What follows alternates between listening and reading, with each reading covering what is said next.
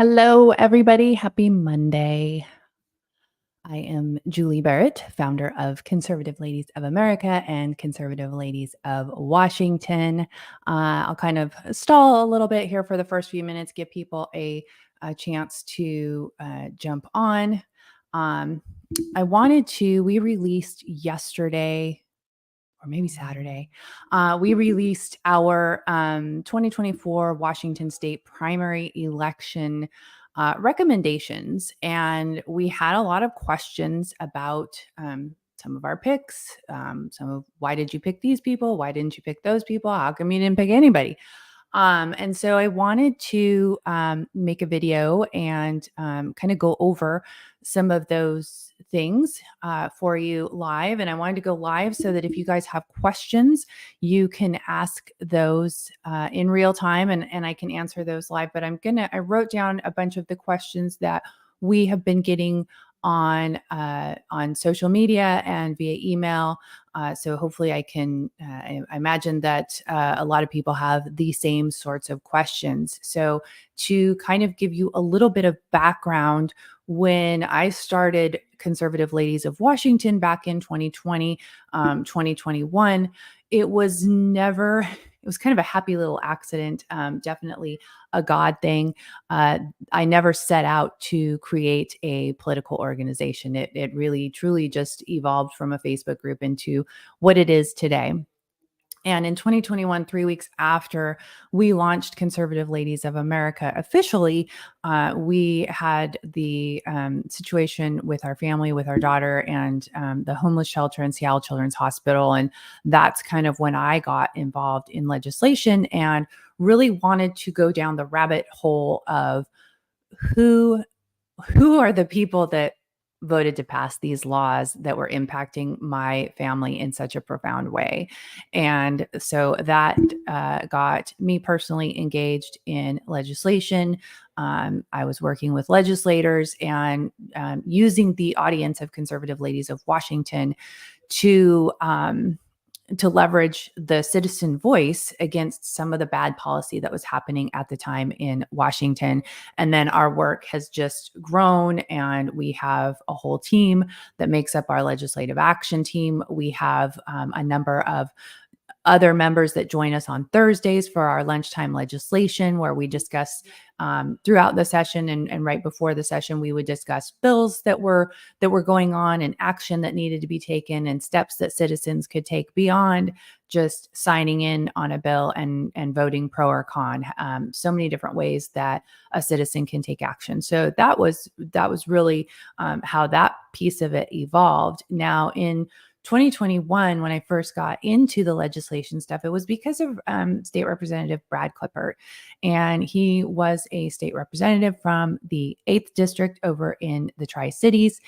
And he and I became fast friends. I really appreciated his boldness and his courage to stand up for what was right against what, for lack of a better word, the establishment, the uniparty, kind of the going with the flow of what was going on in Olympia. I appreciated that about him. I appreciated that he reached out to me and wanted to help me and what our family was going through. And so when he declared that he was running for Congress in District 4 to unseat Dan Newhouse, who voted to impeach Donald Trump, I knew Brad. I trusted Brad. I felt like Brad really aligned with my personal values and the values of Conservative Ladies. And so we endorsed him right out of the gate. And I stand by that decision. I know, Lauren Culp also ran for that seat. Jared Sessler also ran for that seat in 2022. And that's kind of when we first got into it. And around the same time, I met Joe Kent, who was running for Congressional District 3. Again, this is back in 2021. So it was really early in that election cycle. And I spoke with Joe. I spoke with Waddy, I forget his last name. And I spoke with Heidi St. John, and I had talked to all those people. And I really believed that Joe was the America First candidate and would be the best candidate for that position. And so we made a decision. Our team at the time made the decision to endorse Joe Kent for that seat. We have endorsed him again in this election cycle, and hope that we can get all of the Republicans to rally behind Joe so that he can pull off a win this time in District 3, because that would be huge for Washington. It would be huge for America. We need Joe in Washington, D.C.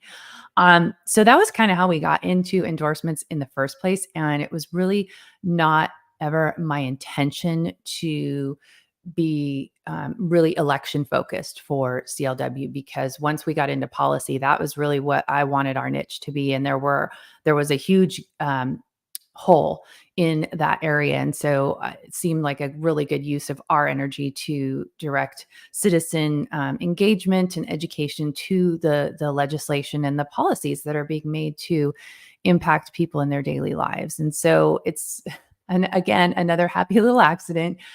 People ask us all the time, every election, who do we recommend? And so last year we didn't, because it was a smaller local election, and we don't have the bandwidth to really drill down on that local level.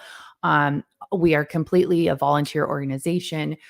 We have volunteers all across the state. We are completely citizen driven. We don't have, big fundraising events. We don't have any deep pocket donors that write us big checks. I wish that we did, but typically when you have those big donors, you are beholden to entertaining their interests to a certain degree. And we really want to be independent and really representing the citizens and bringing people truth to what's going on, and really not being part of that political, for lack of a better word, establishment. And I personally was never involved in politics my entire adult life until Donald Trump came on the scene. And then I just pretty much got sassy on social media and started voting. And then really when, COVID hit is when this whole conservative ladies thing took off. So all of that that's like 10 minutes of background as to how did we get here. And we really provide our picks as just a resource for people. You can take it or leave it. We're not telling you who you have to vote for. People ask us. And so we want to put it out there so that you can see who are the people that we feel align closely, as close to as possible on the choices on the ballot, right? And so I want to talk about that, and how, we do have several endorsed candidates that are highlighted in yellow on our list. And I will go ahead and pull up that list so that you guys can see it with me, and we can kind of walk through it. So you guys understand what I am showing here. So we'll go to conservativeladiesofwa.com. At the top of our homepage, you'll see 2024 elections, and we will be adding content to this as we go through election season. So I want to put more content here about our endorsed candidates so that you guys have a better idea of why we have endorsed these people. So you can see here we've got Jim McCune and Matt Marshall in District 2. Now, originally our plan for this election season and how we would endorse people is if there was an incumbent Republican, conservative Republican, being challenged by a less conservative Republican. And that's going on in LD2 with Jim McCune's seat. Jim McCune is the incumbent. He is by far the most conservative senator we have in Olympia, and he is he is easy to communicate with, not just for our team, but just for citizens. If you just wanted to reach out to him, maybe you're not even in his district, he would respond to you. He is a man of the people. And we really appreciate that. So we wanted to be sure to endorse him because it is important that Senator McCune is able to hold his seat. The gal that is running against him. Her name is Rhonda. I forget her last name off the top of my head. She also ran against him in 2020. She is endorsed by, I believe, the mainstream Republicans of Washington, that kind of group of people, the Republican leadership on the Senate side, which is John Braun. They support Rhonda. And then Matt Marshall is running for the open seat in District 2, which is being vacated by JT Wilcox. And we endorsed Matt because, again, in that seat, you have another less conservative Republican that's running for that seat. And so by endorsing these people, we're basically giving this is the person that we feel is the most conservative. And again, down here in District 4 with Mike Kelly is running for Senator Patton's open seat. Senator Patton is retiring. He is my personal favorite legislator, and I'm very sad to see him go. But Senator Patton has endorsed Mike Kelly, and CLW has endorsed Mike Kelly. I have met Mike personally. I have interviewed him personally. Others on our team have also met him and interviewed him as well. Now somebody on Facebook commented about, him being a felon. Back in I want to say it was the early 90s, maybe even the late 80s, he did have a charge. I'm not sure if it was a felony. He's very open about it. He addresses it on his campaign website. He's very open to talking about it. But it has definitely changed him and shaped him. And I think we have to be about, we can't hold someone's history over them forever. I know that I personally am not the same person I was 10 years ago. And I want people to give me the grace of being capable of change rather than holding my past over me. And I believe that this is the case with Mike Kelly. I've been very clear to him that these will be our expectations when you replace Senator Patton. And if you don't meet our expectations, we're going to make a lot of noise for you. And I mean that in fun, but I also do mean it seriously in that we really want our legislators to listen to the people, listen to their constituents, and we just try to give you guys information so that you can communicate with your legislators. Sort of an off topic, but if you live in a district that you do not have a Republican in your district, which is the case for a lot of Washington citizens, I always tell people, adopt a legislator, find a Republican legislator somewhere else in the state and support them, work with them, communicate with them, because what I've learned about many of them is that they do want to support all Washington citizens, not necessarily just from their district. So they're open to hearing from you.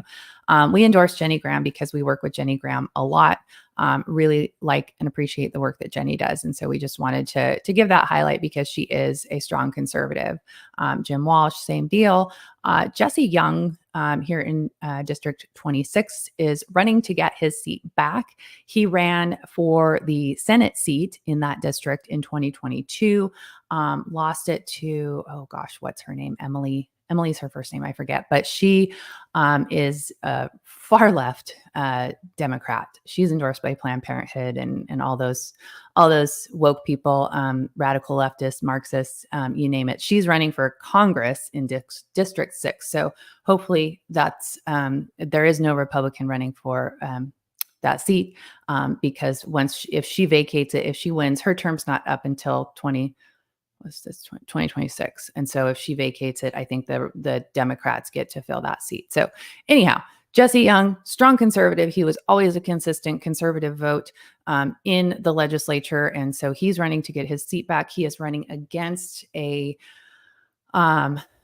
very liberal Republican who is endorsed by all of the usual suspects in the, kind of the mainstream Republican realm. And we put Rachel Harder down because Michelle Caldier has been great to work with, but she, I don't know if she did this last session, but she hasn't been caucusing with the Republicans. She tends to be a little unpredictable. And so from what we have been able to gather about Rachel is that she is more conservative. She is endorsed by Jesse Young. And so that goes a long way with us just because we know Jesse and have a relationship with him. And so we're kind of taking his word on that pick there. Brandon Bynum, we endorsed Brandon in 2022, endorsing him again. He's great. I'm trying to think if there's any of these that people had questions about. See if you guys have any comments there. I don't see any. But if you have comments or questions as I'm going through this, feel free to comment in the chat and I will try to answer you. So let's go down here to District 39. Keith Wagoner, he's the incumbent. And Robert Sutherland, we have endorsed him. We endorsed him in 2022. This is a seat that Robert held in 2022. And Sam Lowe ran against him to unseat him. Robert can be a little bit, I guess, controversial. He it has some theatrics, I will say. I've met Robert I know Robert, I like him as a person. I think, some of the things that have transpired, not just in the legislature personally and, with some of the personality clashes and things like that, have detracted from his work as a legislator, but he is a consistent conservative vote. And Sam Lowe is not. And Sam Lowe and his seatmate, Carolyn Eslick, both co-sponsored, sponsored, and voted for a number of policies this session and last session. Eslick has been in the legislature for a long time, and she typically is very moderate. I would call her a moderate Democrat rather than a moderate Republican. She seems to go more on the Democrat side more than the Republicans. And so we're taking a chance there with Jackie Huey. I think there's 3 people running for that seat. So ultimately you might have a general ballot that will be Jackie Huey and Carolyn Eslick. So people are really upset in Snohomish County. Some in Snohomish County are upset about this, but we do base our calls such as this one on our experience with these legislators in the session and on their voting record. And we really don't want to have Republicans who are voting for and sponsoring Democrat policy. That I don't know how that helps us. And so there were some really dangerous policies like the Office of Refugee and Immigrant Assistance, which will provide cash, housing, jobs, all that to illegal immigrants in Washington state. And there was over $30 million allocated in 2024, which was just released this month, July of 2024, to support, some of these tent communities, like at a church in Tuckwell and things like that. And there's a lot of, Jonathan Cho has been documenting a lot of the violence and crime that has been going on in these sort of refugee camps in the Seattle area, and it's not good. And so funding more of that is not a good thing. Another question that we have, let's see if there's anything else on here. So Dale Whitaker, awesome. We did a live stream with him. Phil Fortunato is currently a senator. We endorse him because we know that he's a great conservative. He's the best pick for the insurance commissioner by far, by a long shot. Pete Serrano for attorney general. The only reason that David Olson and Sue Peterson are not highlighted is because we haven't met them. We haven't interviewed them. So we just don't, we're not going to endorse them if we haven't actually done the due diligence to meet them and speak with them. But we do highly recommend them. And of course, Joe Kent and Jared Sessler are both endorsed by us. And we would probably endorse most of these people. In talking to them, they would probably meet most of our criteria. I would think. I know Drew McEwen and Brian Danzel, and Leif Johnson and probably Jeb Brewer too. So, but we haven't gone through that process with them, and we are a small team, so our bandwidth is limited there. Now you'll notice, everyone notices that there is no governor noted on our list. And so let's talk about that a little bit. We did not, we decided early on not to make an endorsement or a recommendation for the governor's race. And the reason is this is such a contentious race, and um, there's so much fighting by the right on their candidates, and it's really gotten to be quite ugly. And it's my personal belief that whichever Republican, whether it's Semi Bird or Dave Reichert, whichever makes it through the primary, everybody, including a bunch of Democrats, everybody needs to get behind that Republican. And so I hate to see the infighting with the right, because at the end of the day, we all need to come together. And there's been name calling, and there's been a lot of ugly things said to people. And I hate to see it, because Washington really needs a change. Republican governor would be huge. But with all this fighting, I'm very concerned that people will be hurt in the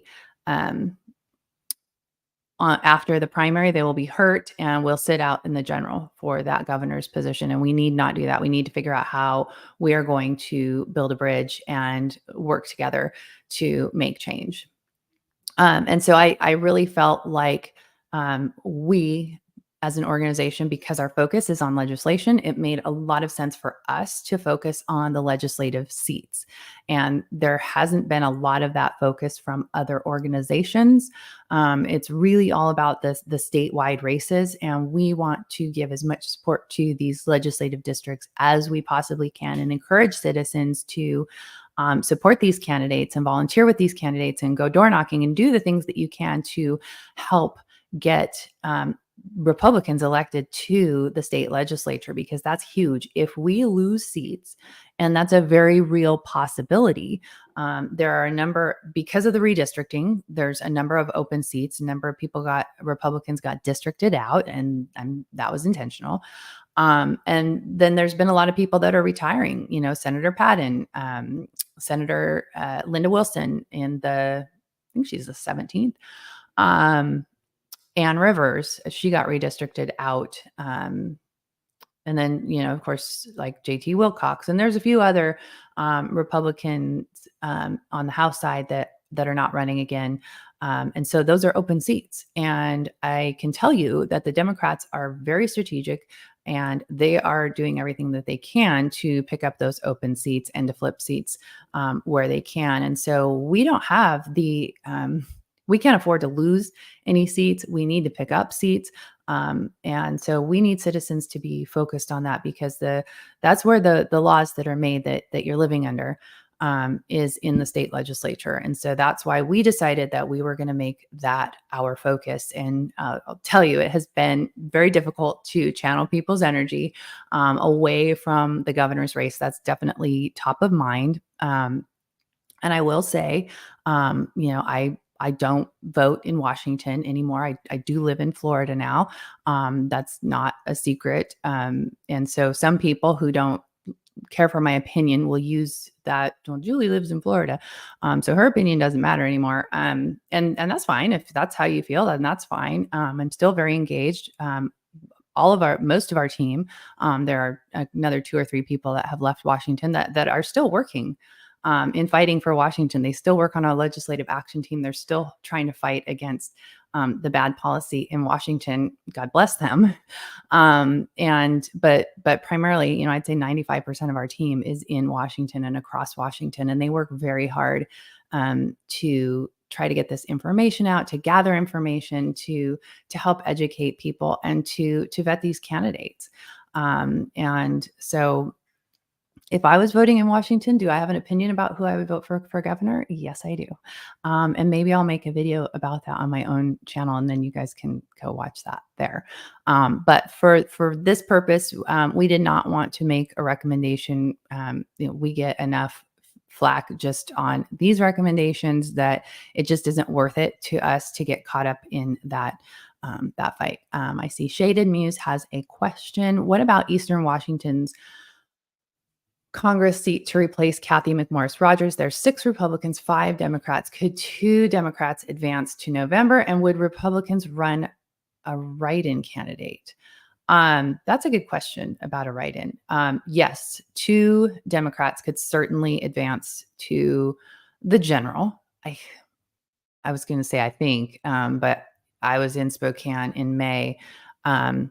I stayed downtown, which was a scary experience. I was by myself, and I don't think I'd stay downtown by myself again, which is really sad because, I grew up in Washington. I lived in Washington 48 and a half years. So until, until last June, I lived in Washington. My husband also born and raised. We both raised our kids in Washington. I own businesses in Washington.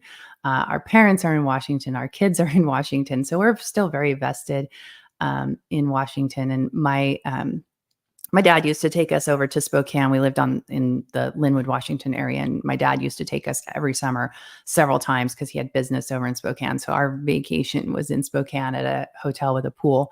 And as kids, we loved that. But it was safe. Like we could run around. Even like 10 years ago, I took my kids and I remember letting my son walk down the street by himself several blocks to Mod Pizza. And it was very, very safe. It did not feel that way when I was there in May. It was very scary. I had to have a security person walk with me from my hotel a block up to where the parking garage was. So anyway, all that to say, Shaded Muse, I think, that 2 Democrats advancing to the general is a very real possibility. I hope it's not. I know that the Spokane GOP with MJ Bolt as the chair, they're doing really good work. We have a strong group of people on our team that are in the Spokane area and in that District 6. So my hope is that you've got enough strong conservatives over there that won't be the issue. We have endorsed Brian Danzel, or I shouldn't say endorsed. We didn't endorse him. We're recommending him on the primary because he was vetted by Spokane GOP. One of our members is on the candidate vetting team. And so we wanted to sort of endorse their endorsement, so to speak, to give a little backup to that. I know the Washington GOP, the statewide, they also endorsed Brian Danzel as well. So we wanted to put as much support behind him as we possibly could. But I think there are a number of good Republicans that would be okay. I think the best case scenario for that seat is to have 2 Republicans on the general ballot in November. So hopefully that's what we'll see. And Lizette would like my opinion on governor's choice. Okay, I will do it. Can you put a link to your endorsements in the description in the chat so I can refer to it when I get my ballot? Yes, I can. In Florida, taste the water. That's what my husband says too.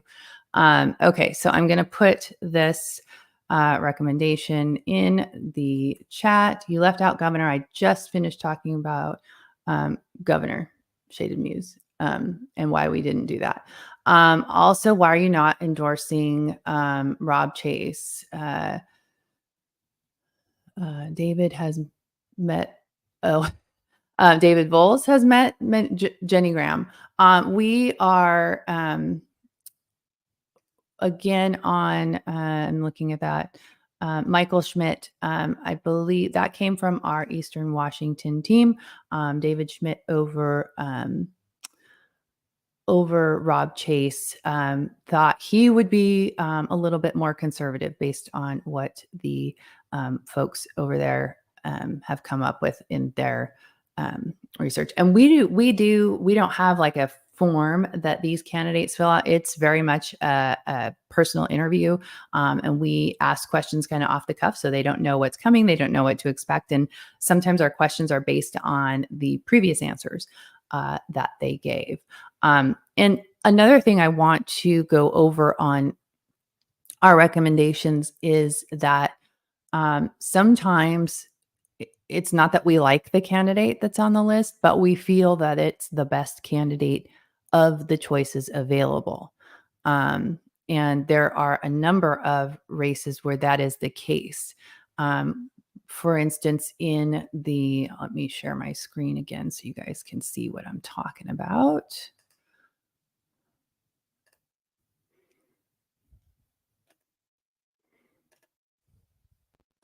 Okay. So it is 21 up there in Mukilteo. So Marco Lias is the senator, and he won his race in 2022. So his term is not up for another 2 years, unfortunately. He's one of the worst of the worst. He is the author of Senate Bill 5599. I'm sure you guys are familiar with that. Okay, so we have Riaz Khan, who is on the ballot as a Republican. He was the vice chair of the Snohomish County Democrats. So I'm suspicious of someone like that, just because how did you make that change so quickly? I'd like to see some time pass before we have you voting on bills. But it was him or the incumbent is a Democrat. I forget who it is up there. And then there's another Democrat on the ballot. So, we're like, okay, we'll take our chances and see how this goes. Christina Mitchell is the only Republican running for that seat, the position 2 in District 21. And so we would recommend voting for her over a Democrat. And hopefully she will, I'm told that she's conservative. And hopefully she would vote conservatively, which means voting no on pretty much every bill. Trying to think if there are any other people were really upset about that, but our only other option was to not make a recommendation or to recommend a Democrat, which we're not going to recommend a Democrat. So like I said, sometimes what we're doing is we are recommending the lesser of all evils in a particular race. And sometimes you just don't have a very good choice to choose from, but we do believe that you should vote even when you don't like the choices that are available to you, because maybe there's some influence, or maybe they're less radical than another. So any way that we can soften that just a little bit, I think is good.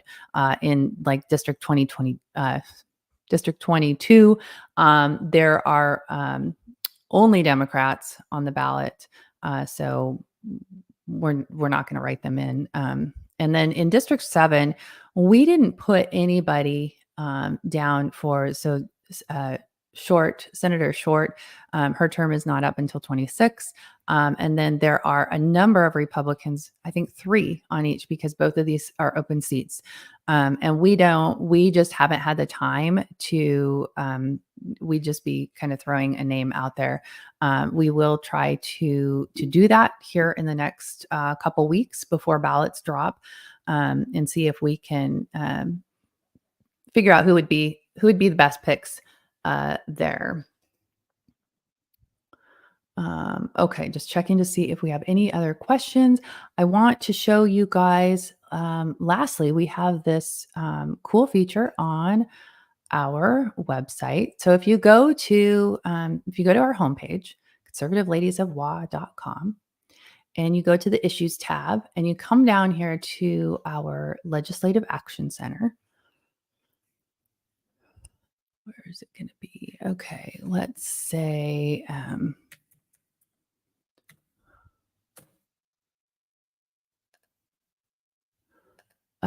let me see. Oh, there's all my addresses populating. Let me pick,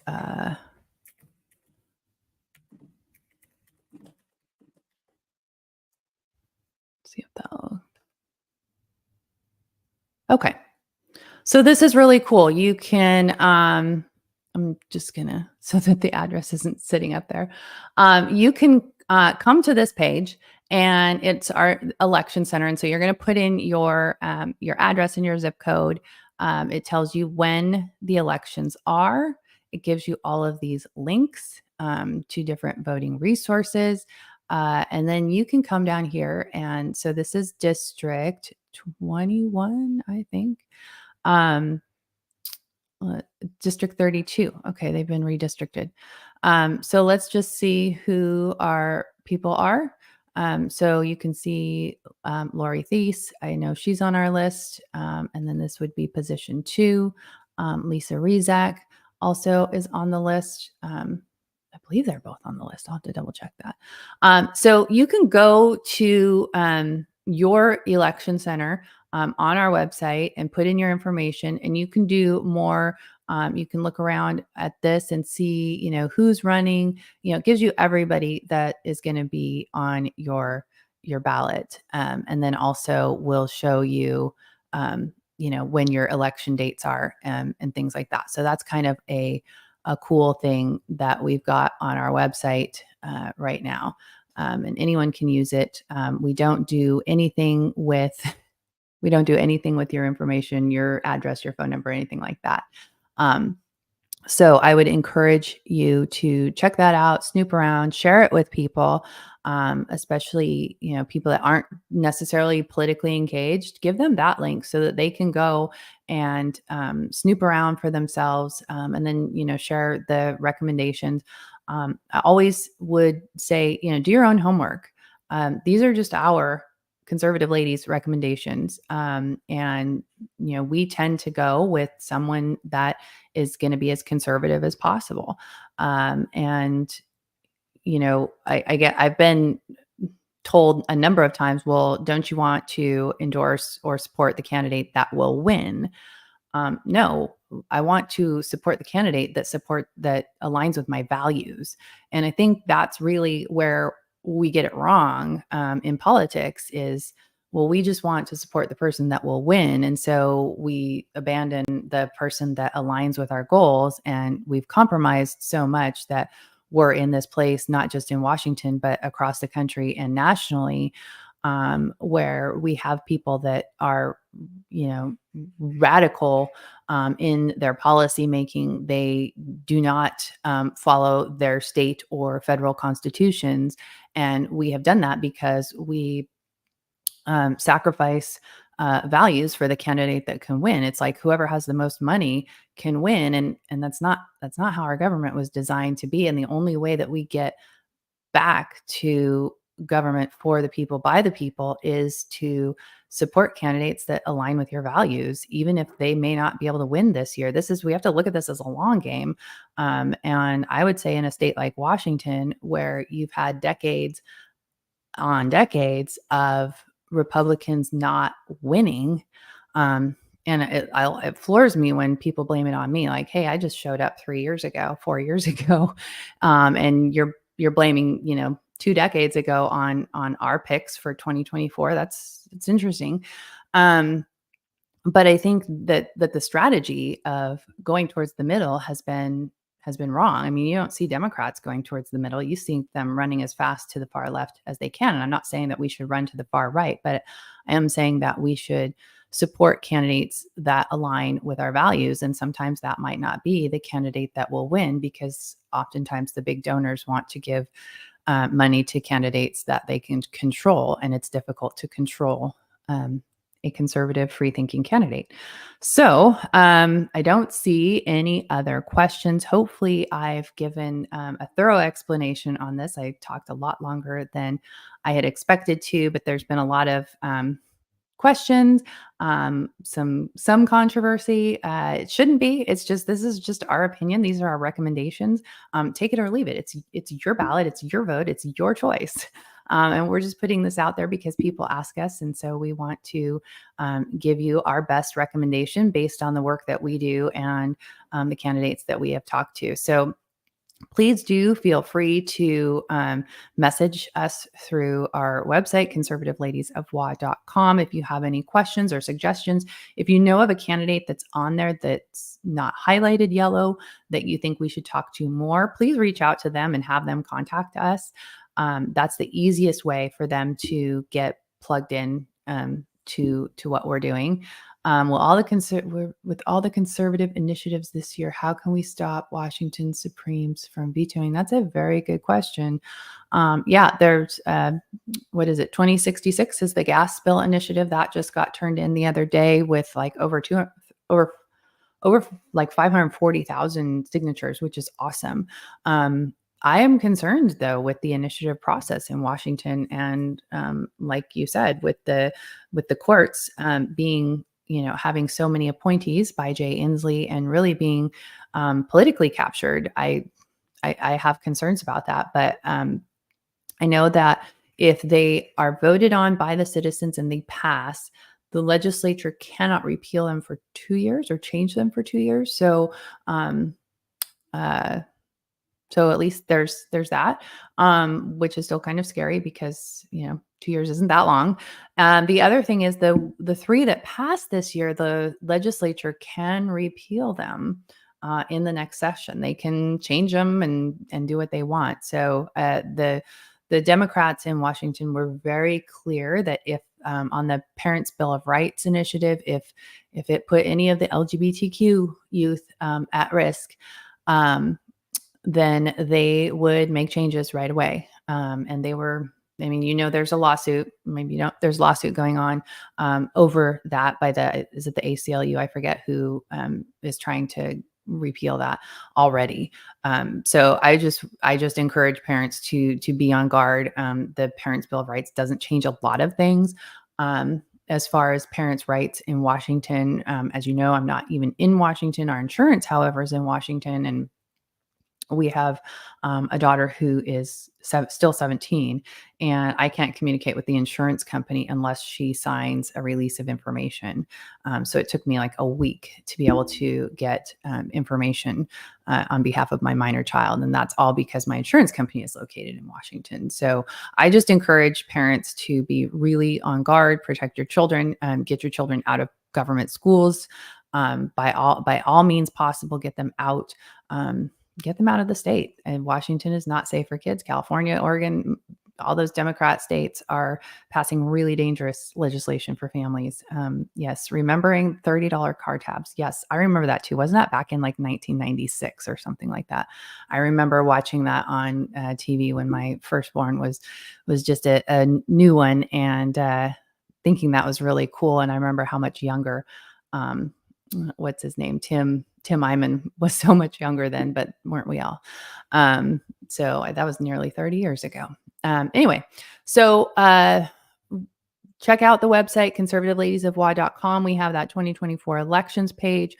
We'll be putting more information there. So go ahead and bookmark that. If you're not already signed up for our Substack, you can sign up for our Substack also on our conservativeladiesofwa.com. If you just fill out sign up for the newsletter, that'll get you on our Substack.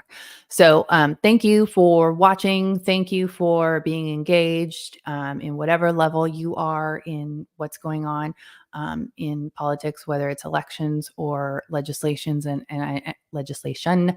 But I do encourage people to be involved beyond elections, because it's not enough just to elect these people. Then you have to support them, hold them accountable when they are making policies that impact your day-to-day life.